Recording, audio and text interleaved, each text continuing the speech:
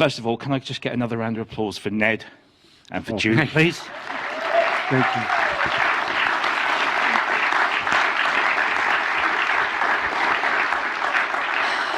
They've come a very long way with this magnificent film. That's a fairly new cut, isn't it, Ned? Yeah, actually, this was promoted as a UK premiere, but actually it's a world premiere. No one's seen this film before. You're the first to see it, so. There you go. My name's Rob Puricelli. I'm a music journalist. I write for Sound on Sound magazine, do podcasts for them, and also write for GearNews.com. Just want to put my credentials out there to say I kind of... And he does it very well.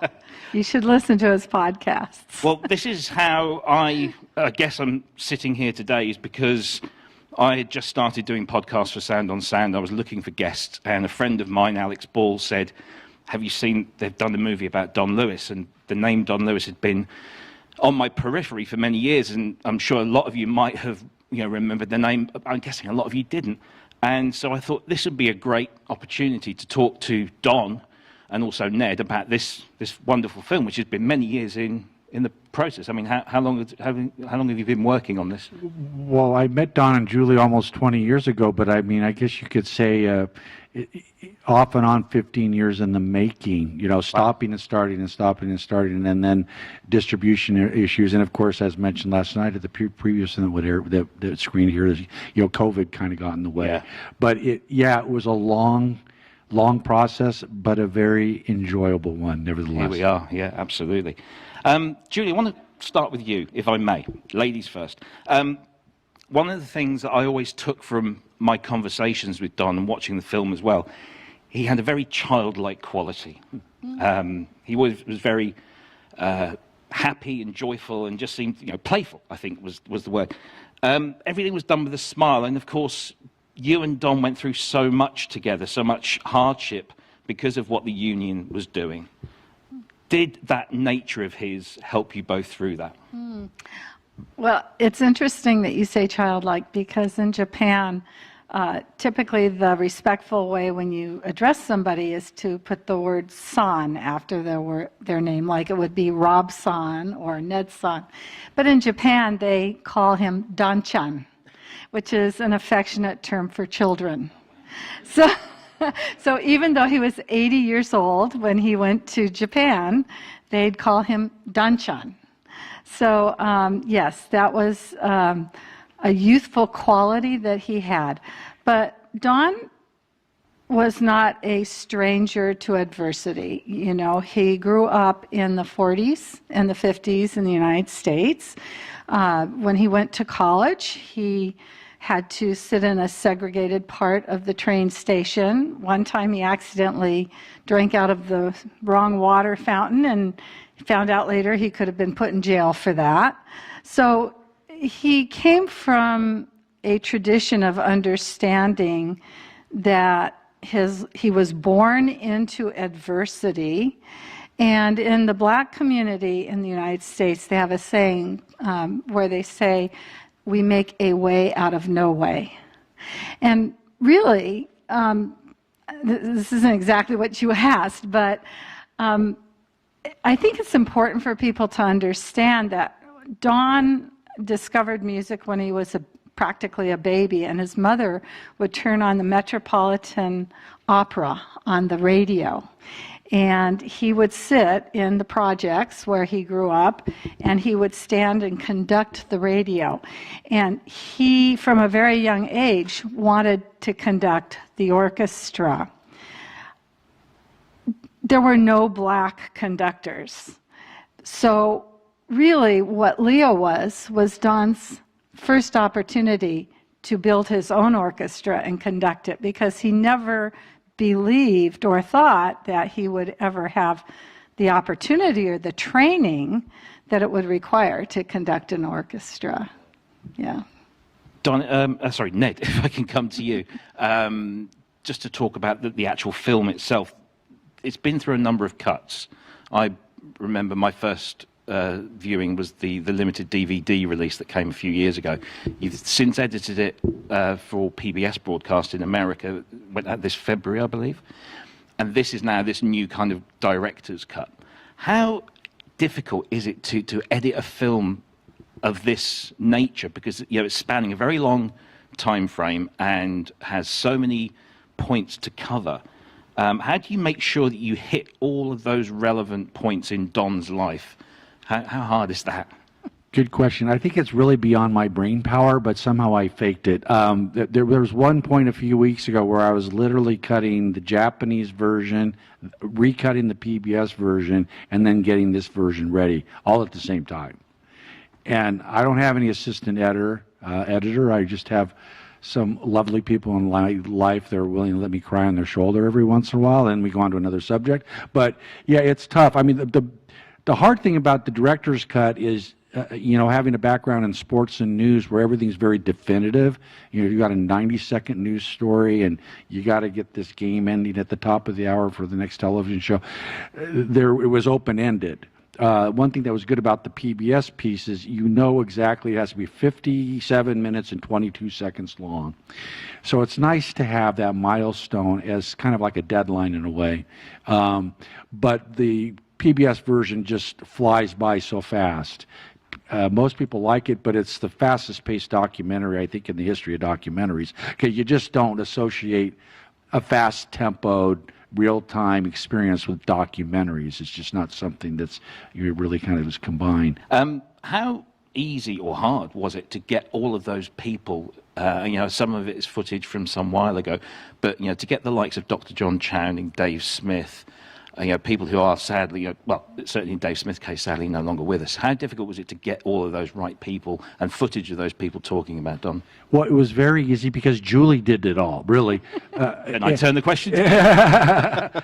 Yeah, I'll just answer real quickly, just saying anybody that knew Don Lewis and then found out there was going to be a film done on him, they were standing in line to be a part of it. But I'll let you answer the question as well, because you did the lion's share of that work. Right. Well, these are all friends. There's nothing more wonderful in life than to work with the people who are your friends. And that's, music industry is a big family. It's when you go to NAMM show, everybody's working for different companies, but we're all a family. It's a unique kind of profession to be in. And even if you're competing companies, it just doesn't matter. I go to NAMM show and Michelle Moog and Dina Perlman and just a slew of people and we go out to dinner and we have a great time because, and in fact, they even, when you called out to them, they were just eager to go on social media and promote this. We're all cheering for each other, So, yeah, it was pretty easy to get people to participate. And I think it's also quite important that you guys have captured these people, some of them, very important, who are no longer with us, and we still have this. And of course, that sadly now includes Don. Yeah. But it's great that it's all captured on film and we can see these great people. One thing I wanted to add to that, though, is I actually conducted all the interviews, and it's if any of you have ever done that before, it's a very interesting. The whole interview process is kind of a weird human experience because you kind of have to justify it on both sides from an intellectual standpoint. But from my perspective is I've got these really smart, talented, articulate people. So if the interview didn't go very well, it's going to be my fault. So there's this blessing that I've got these wonderful people that are going to contribute to the form, to the film. And as you notice, there was no narrator. It's a dialectic approach to doing a documentary, which I felt was very important because when it comes to documentary, you really have to underscore the concept of truth. And we probably all heard of, Burns for PBS, who's done so many documentaries. And his documentaries throw back so far Civil War and early baseball, those types of things, where everyone's dead. So you're hearing a narration that's probably true, but there's nothing truer than the people that were there. So that's getting back to we're fortunate again, but those people were with Don, did experience that time frame in the world and where the music industry was. So I felt it was very, very successful in the terms of truth. So absolutely. Yeah. And I just like to point out and just say this because I have to say it, that Ned created this documentary really practically by himself. We didn't have tons of funding. We had some funding, but he really poured his heart and soul into this. But what was magical to both Don and me, because Don saw pretty much the final copies, and was that he was a master storyteller.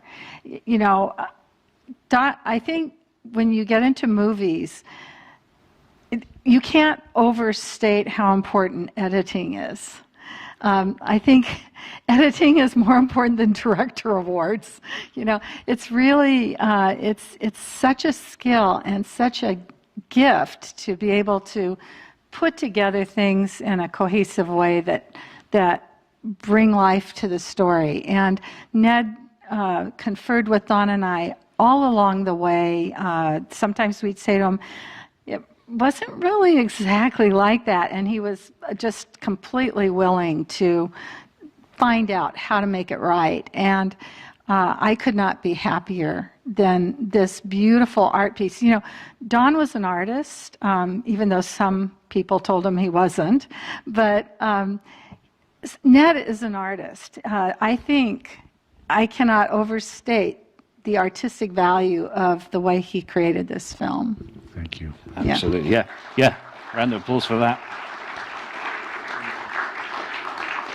During the film, we see Don's brilliance in so many different aspects of everything he did, from playing the organ at church, his nuclear engineering with the armed forces, and then everything into the world of music and the creation of Leo and the programming of the DX7 and the consultancy with the 808. You know, all of these massive achievements. What did Don believe was his greatest musical achievement? His greatest musical achievement was when he could communicate with people, when he could be there in front of an audience. And this is one of the reasons why he didn't spend a lot of time doing studio work or, you know, a lot of time in the recording studio for others and for himself. I mean, he had fun doing it for a while, but to him, it was all about the audience.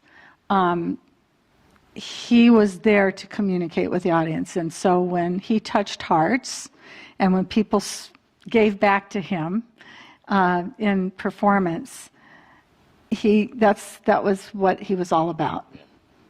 What are you doing now to preserve Don's legacy? Other than the film, are you doing anything outside of the film to make sure that his name is still remembered for many years to come? Do we want to open this can of worms? So when Don passed, he passed of cancer. It'll be, his anniversary of passing will be November 6th. He was part of a sort of a Silicon Valley nerd group. I called it the nerd group. They don't call themselves nerds, but at any rate, and they spent a lot of time every Wednesday talking and Zooming and music and arts and computer technology.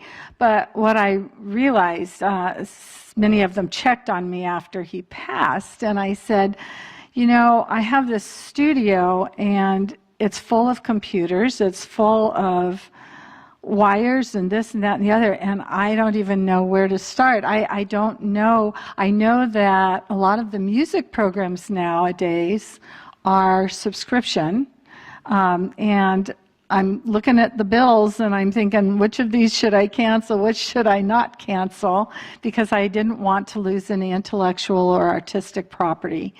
And a couple of the guys from the group, they said, we'll be over. They arrived at 10 o'clock in the morning.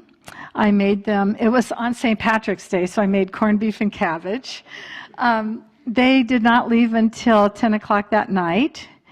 They found 16 external hard disks and more than 30 terabytes of data. And it just blew their minds. They asked me, they said, did you know Don was very complicated? I said, yeah.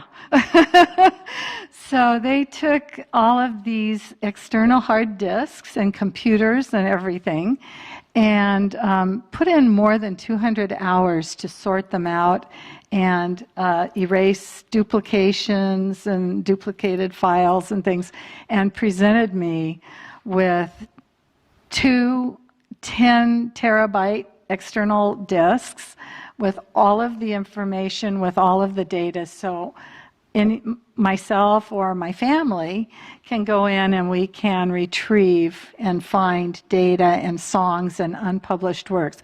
Don has a lot of unpublished works, and because of these wonderful people, we've preserved them. Any plans to release any of that stuff? After I vacation. I'm just sort of settling in with my future right now. Sure. So, yeah. I'd like to open this up now to questions from the audience. If you've got anything, we have a roving mic. If you want to stick your hand up, if you have any questions to ask. Anyone? Go on. Doesn't cost anything. There we go. Hi. You said you had a limited budget for the film and you did most of the work yourself. I'm just curious, as a filmmaker myself, how much of that budget went to music clearances? Because there was some big... That's where we got really lucky on music clearances, and we had a very good entertainment lawyer. And when I first started the project, it would have been cost prohibitive for me to be able to include those hit tunes that you heard that reflected the DX7 and the 808. But something told me when I was doing the rough cut, I'm going to put that in there. I'm going to put that stuff in there and just figure out a way to get rights to it. And what happened, at least in the U.S., the laws changed. And previous to that, a documentarian like myself, it didn't matter if my budget was like $10,000 for the film or whatever, I was considered in the same vein as a Steven Spielberg or a Martin Scorsese. Price is the same. You want 5 seconds of this, it's $10,000. You want a minute, it's $150,000. And what they were finding out in the United States anyway, and other people on an international scale, is this big void was being created. And the void was a historical, educational reflection of what was going on in the music industry, because no one could afford to do a film on music. And I can tell you horror stories that just would make you cringe on how greedy, the managers are. And a lot of times it wasn't even the artists so much that really propagated it. It was their managers and agents who were going to get a cut of the fee, So that law changed, and our lawyer was savvy enough to say, she watched it, and there's remember the Beach Boys song that came out in the film, what that part, and it kind of fades out. And she was so tight about it, she goes, you cut about 3 seconds out of that fade. And then there was another part with Michael Jackson. She goes, bring that in a little bit later. And she had a sense of what a judge was going to deem inappropriate if it went to court. So our assumption, hers and mine really, was that we're going to get sued. But are we going to win? And the answer was, yeah, we're going to win. So these people want to sue us, they can go and try and do it, But it wasn't going to hold up in court. For instance, Wendy Carlos, under no circumstances wanted her name mentioned in this documentary. But Don gave her the credit for getting him started. She was his inspiration. And under no circumstances did she and her legal representative want her in there. It was almost a threatening letter about, if we did it, you will not exactly pay the consequences, but it certainly had that feel to it. And our lawyer loved that. She goes, oh, let's have her come to court. She goes, a judge will laugh her out of the courthouse, because from her perspective, her legal representative, and Wendy, of course, being the person being represented, would be harming the progress of historical documentation, and that's against the law. So, does that answer your question? Okay. And now, as we speak, the law could change again. But for those of you, I know there's a lot of students here, just so you know, you can feel good. Let's say if you're doing, you want to be in a film festival, rough cuts or whatever, film festivals, actually, you can get away with a lot. No one can really grab you if you've got something in a film festival, knowing that you need this sort of grace period to get your feet, on the ground and to get things moving with your film. Later on, it may be different, but anyway. I think with festivals, it's kind of a testing ground, isn't it? It is, yeah. And I'm a story consultant on a project that's hopefully coming out in a few years' time. And their plan for licensing is to get it into festivals where you can do it affordably and without too much trouble. And then hopefully you've got executives from the streamers there, and they say, right, we want that, and then they pick up the tab afterwards. So that's the plan. But yeah, it's a complicated and expensive world. Yeah. Any other questions? We have one. Yeah. Julie, yes. It's regards to Don. He was a bit of a genius, but he had a childish innocence. Here we go. Start again here. So this is about a little bit more about Don. On the film, you could see that he has this childish way of being, but he's at the same time a genius because he did all of that.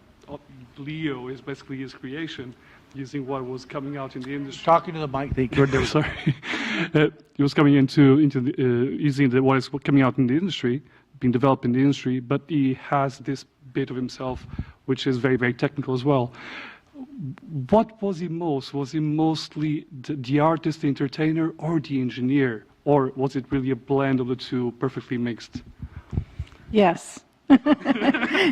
He was, you have to think about somebody who can play with both hands, both feet, sing at the same time, operate his own lights, mix everything. He had a different kind of brain.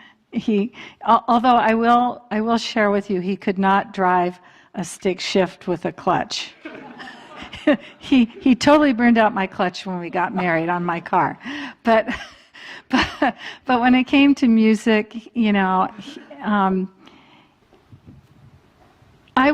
I would have to say is Don was not the kind of musician. Well, first of all, he never even started learning keyboards till he was like 15 or 16 years old.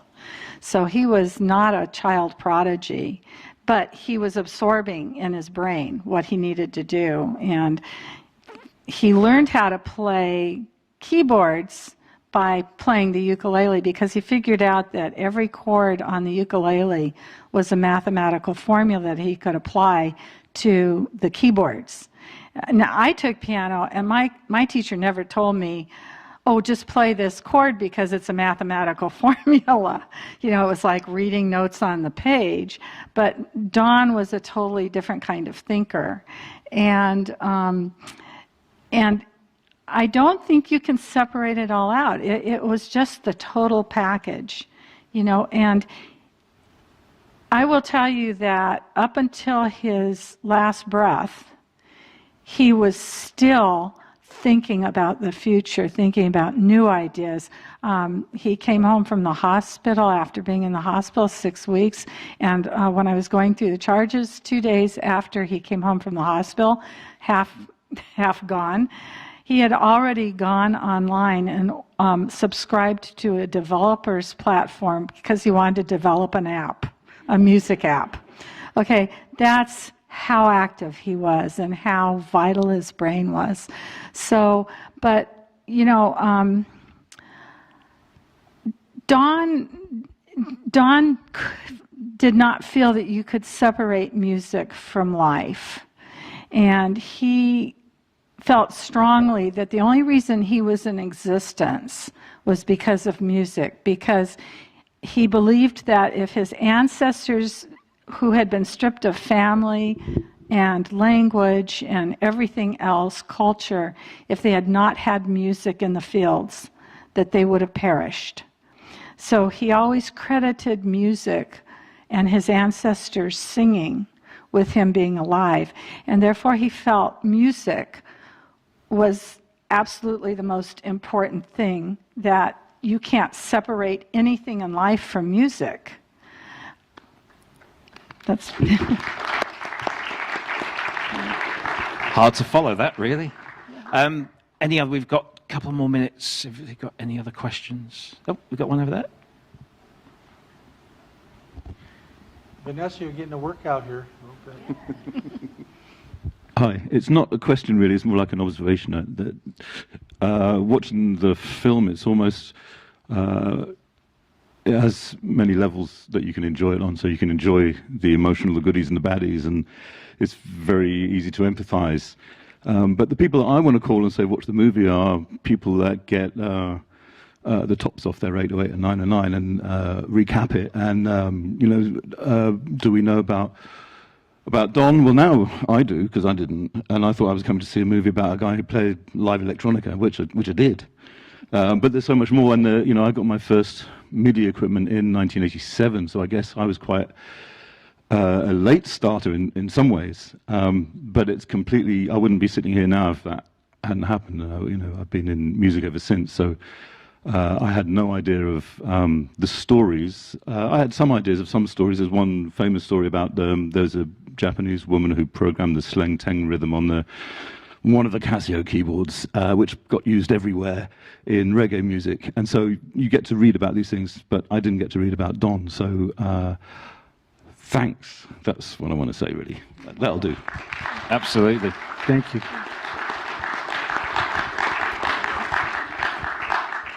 I think that's everything. We've probably just run out of time. Well, one more question. Yeah, if anybody else has got one. There we go. Just over there.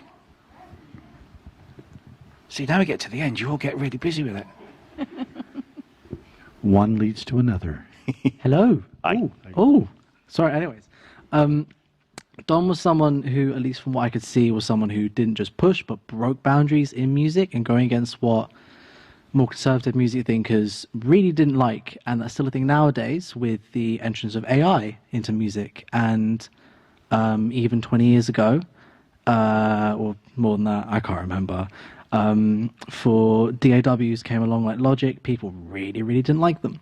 So I'm kind of curious as to what was Don's opinion on how music was progressing, because he was a progressive himself.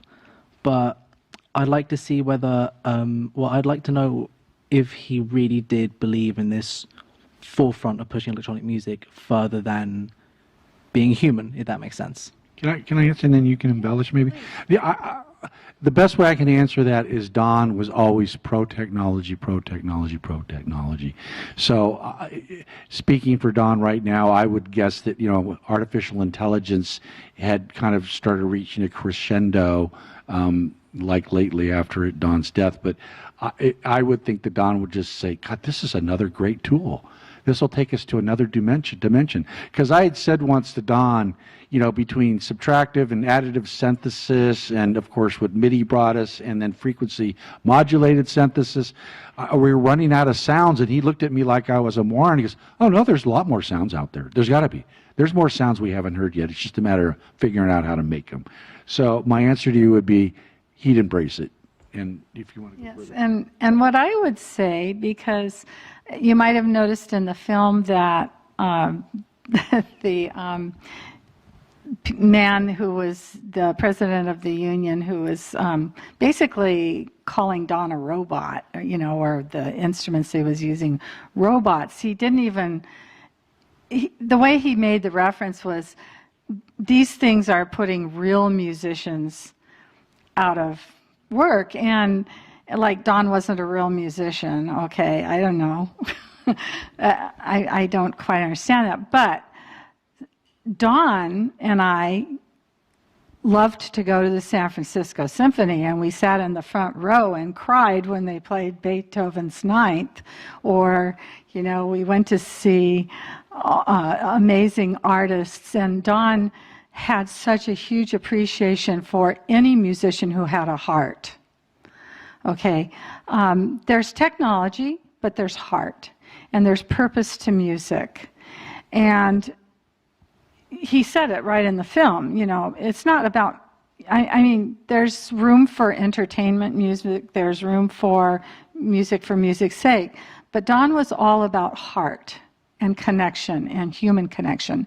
And he never felt, and I also should kind of mention this, because we dropped out of the music scene because we knew that the Musicians Union was publishing. They had a publication, and they would list the enemies of the union in the publication and mail it to people all over the country in the union. And so he was embarrassed to go anywhere and see any of the other musicians because he knew that he had been blackballed and that he had been called an enemy of his fellow musicians. And after the court thing happened and it was overturned, we are both members of the Recording Academy, the Grammys organization, and we had not been attending because of this sort of shame of being, there used to be the scarlet letter that was, but our scarlet letter was E for enemy. And so we just sort of gathered our courage together and went to a Grammy party. And it turned out that none of our friends and musician friends resented him. They loved him. They used to, the ones that played trumpet, the ones that played harp, they all were friends, and they were sad that we had left the scene, but they didn't exactly understand why. So, it's kind of sad because we removed ourselves from the music scene, but we were welcomed back heartily because music is notes, but music is far more than notes. And those of you who are musicians understand that totally, that it's about your intent, it's about your message, and an instrument, Don used to say, there's only one true instrument, and that's the human voice. Because, violins, horns, drums don't grow on trees. They're not organic. They're human-made. Therefore, they are mechanical synthesizers. They're tools for expressing your heart. And he loved piano, he played uke, he played trombone, he would have loved to have played violin, but you know what? He chose this as his way of making music and sharing his heart. There we go. So thank you very much for your questions. Thank you to Julie Lewis, to Ned and Augustenborg.